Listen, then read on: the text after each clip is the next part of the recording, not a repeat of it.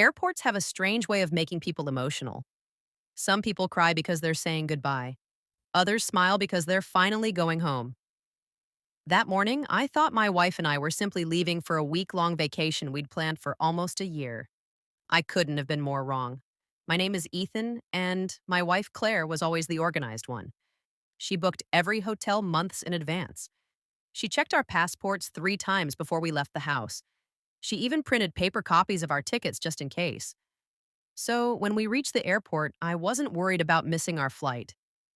Claire never missed flights. We checked our bags, grabbed coffee, and sat near our departure gate. Everything felt normal. Well, almost. Claire kept looking at the large windows instead of the departure board. She barely touched her drink.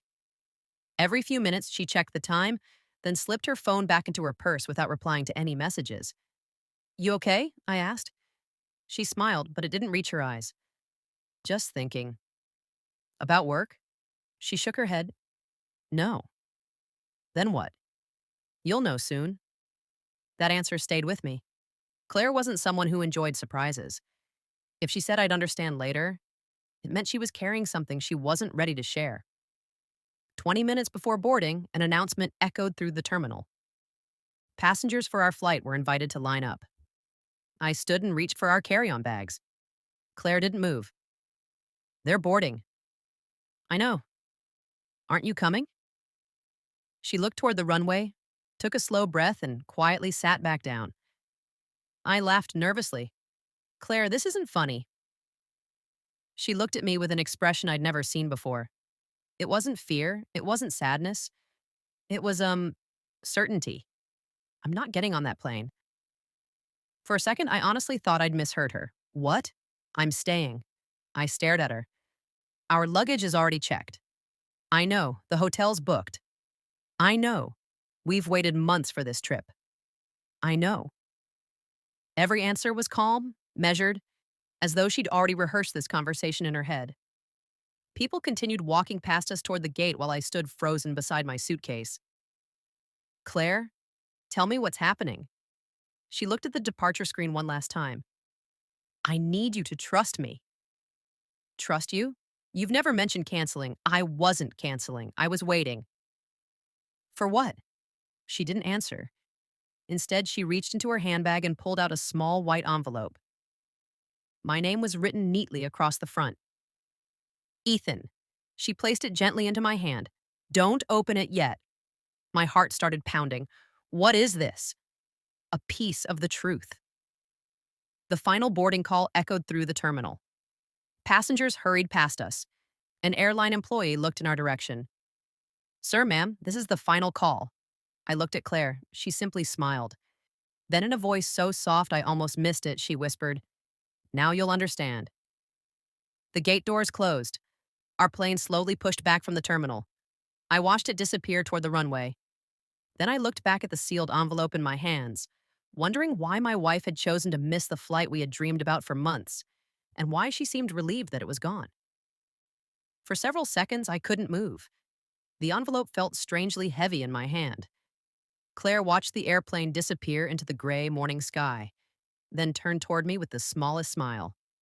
Let's go. I blinked. Go where? Somewhere I've wanted to take you for years. I looked back at the empty gate. Our vacation? It was never the destination that mattered. I wanted answers, but something in her voice told me she wasn't finished. We walked out of the airport in silence. Instead of calling a taxi, Claire unlocked her car from the long-term parking lot. She drove without turning on the radio. After nearly an hour, the city slowly disappeared behind us. Fields replaced highways. Old brick buildings replaced shopping centers. Finally, she pulled into a quiet little town I'd never visited.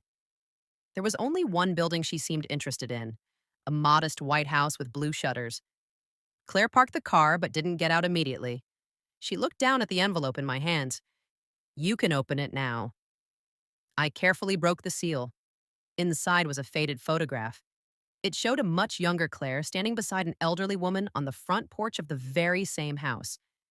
Behind the photo was a handwritten letter.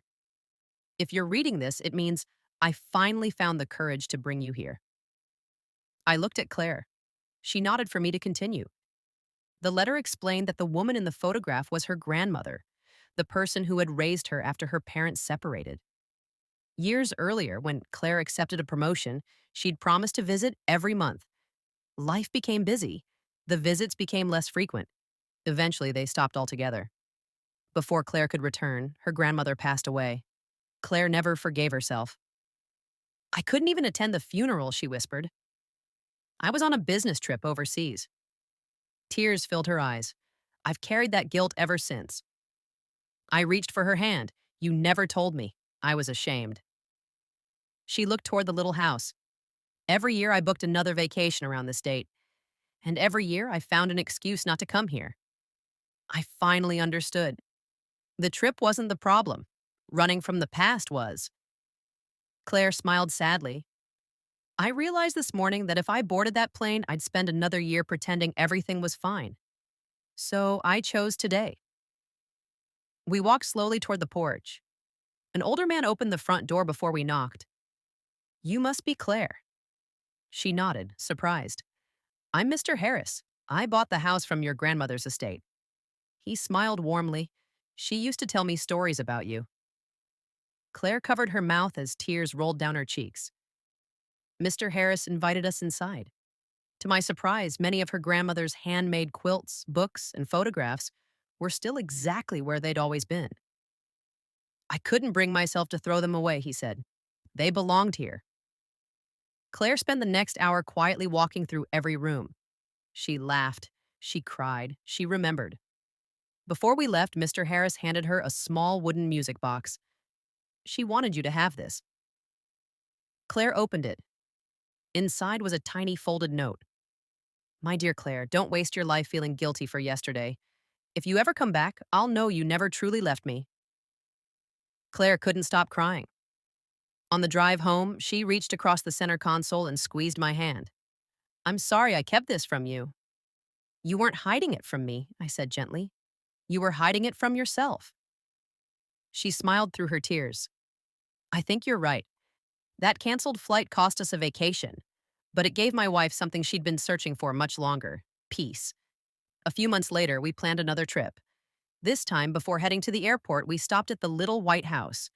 Claire placed fresh flowers on the porch. She smiled at the morning sky, then she looked at me and laughed. Okay, now I'm finally ready to fly. Sometimes the journey you postpone the longest is the one your heart needs the most.